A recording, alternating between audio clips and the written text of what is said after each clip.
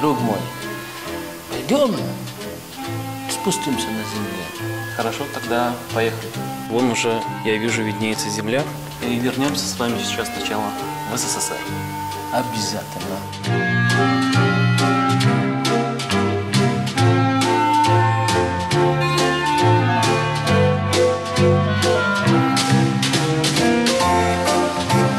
Доктор Бассам или «Приключения иностранца в России».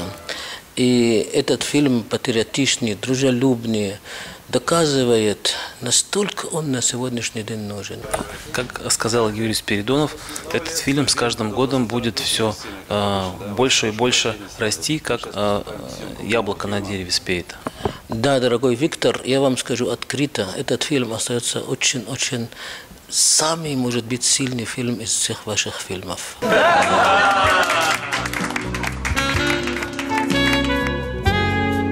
Спасибо. Да, так что вы молодец, хотя это был такой второй или какой-то там фильм, который вместе мы с вами были, но кто бы его не смотрел, говорит, надо его на всех языках мира переводить и показать всем. Будет очень большая праздничная программа, так ведь? Обязательно. И будет все, чтобы люди ушли с прекрасным позитивом. И запили чаем. А обязательно с палестинской пахлава.